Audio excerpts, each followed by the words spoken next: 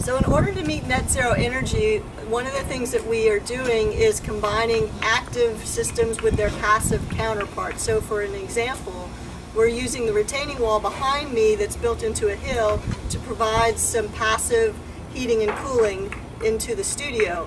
When that gets overcome, when it gets too hot or it's too cold and the capacity of the retaining wall and the hill behind it isn't meeting the heating and cooling needs, then they'll switch to the active system, which is coming from a geothermal loop field. This is the end of the geothermal loop field as it is right now. It'll come into the building and that will then cool the building. So basically it's the same technology, but we're taking it down, we're taking water down 300 feet into the ground so that we can get the capacity of an extra 300 feet below ground that we can't get just from the hill. So when we do that, the students will be able to understand what the relationship is between the natural cooling and heating that they're getting from the wall versus what they are then getting from in the ground. In that same way, we're doing that same active passive coupling like with ventilation. So we've set this building up for natural ventilation. It's designed with cross ventilation coming through the building, out through clear story windows, coming through a dog trot, and when it's again too hot or too humid, then the building will be shut down and switch to an active system that mimics those same patterns of flow across the space. So we're using what's called an air displacement ventilation system that sends out air down low, raises up our warm bodies, and exhausts our air out high. So it's exactly like natural ventilation and is much healthier than the way we typically throw air down from the ceilings. So there's a bunch of things like that that we're doing to try and make the concepts of getting to net zero energy understandable and experiential. And so that's a really important part of the piece of helping students here to learn how to get to net zero. And like one thing that's I think really important to understand is that there are no net zero buildings. There are only net zero occupants. And with that said, it's going to be up to the Monarch School students to run this building and operate it to get to the net zero requirement over a year of occupancy.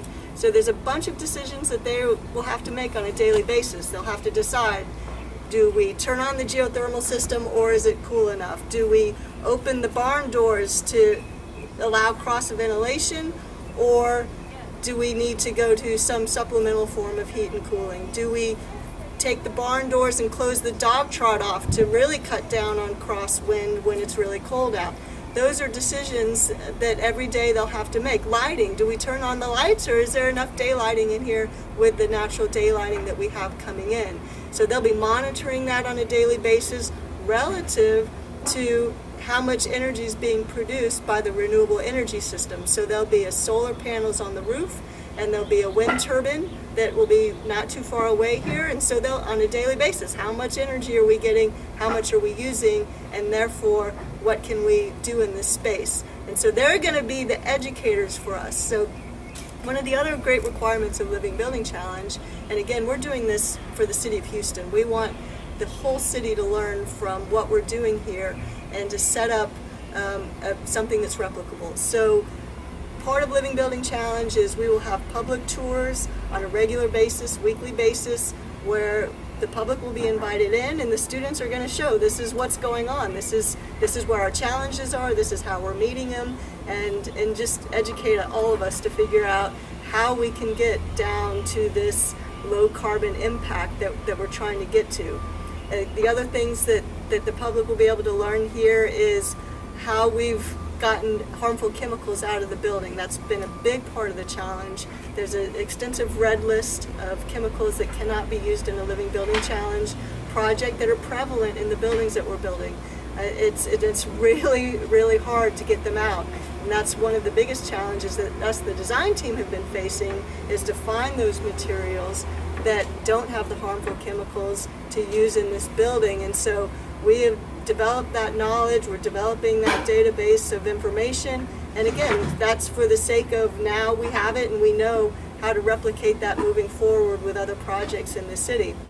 We've done a lot of research related to materials for this project. There's very strict requirements related to materials, especially around the red list and transparency. You know, when you go to the grocery store, you're able to choose the food that you want, and you can look at the ingredients and understand the health effects of what you're purchasing. Well, what the Living Building Challenge is looking to do is ask for this similar transparency so that people can make informed choices about what it is that they're putting into their buildings.